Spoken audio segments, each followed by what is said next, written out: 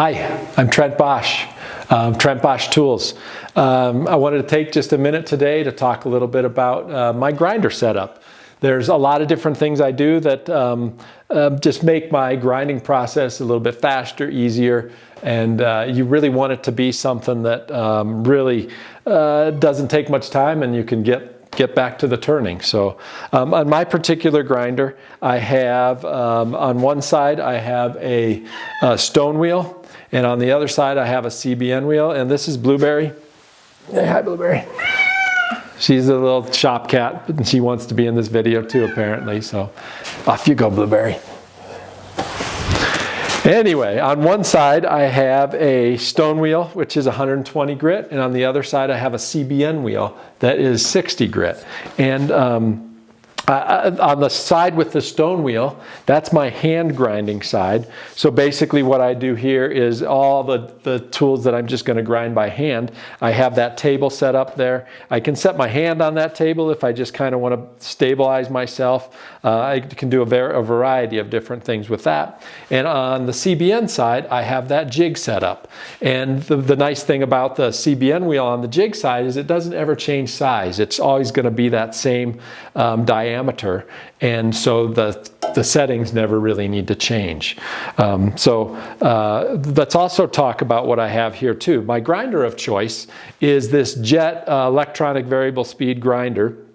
It's a pretty cool tool. You can push the power button, and then you can choose 900, 1800, or 3600 RPM. I'll just hit the 1800. And then my sort of favorite speed that I grind at, I drop it down 200 RPM to 1600 RPM. And that seems to be a really nice speed for the majority of the grinding I do. And also my grinder runs really smooth at that particular speed, and so it helps me to get a really nice grind on my tools. Another nice feature about this grinder is that being electronic variable speed, the motor can break itself a little bit so that those wheels don't spin for a really long time. And when I'm teaching a workshop, it's really nice that when people turn the grinder off, that it's not sitting and spinning, so that every time a new person comes to use it, it's shut off and ready for them to kind of make sure their grinds are going to be what they want to be. So on the jig side, I have a setup here, which is a one-way Varigrind setup. And it's just basically a pocket that holds a grinding type jig. And you drop that in the pocket and you use that to get your various grinds. I've kind of taken it one step further, and I've got a couple of shaft collars on here that really designate the two tools that I really sharpen on this setup. My bowl gouge, it's currently in that bowl gouge setup, and then my spindle gouge. All I need to do is loosen this and slide it up to this front stop collar, and now it's ready to go for the spindle gouge. The spindle gouge is a 30-degree angle.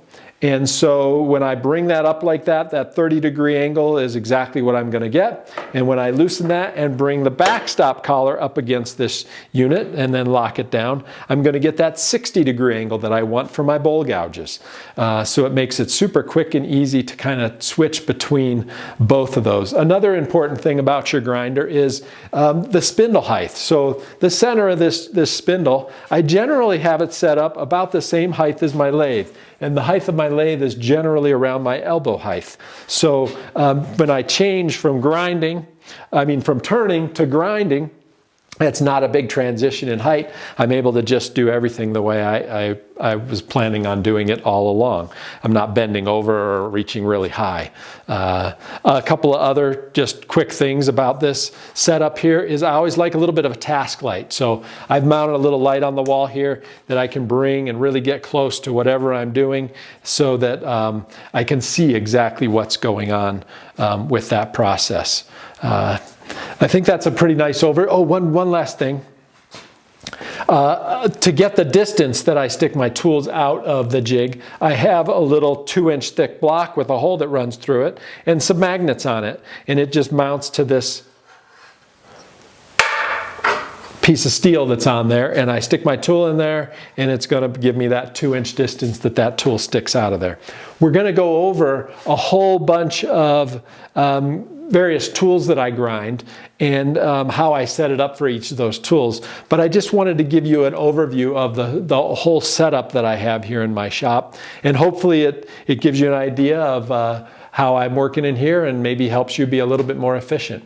If you like this video, please feel free to subscribe and like it below, and please leave a comment down below if you have questions about anything. I'm happy to help you out with those. So thanks for watching.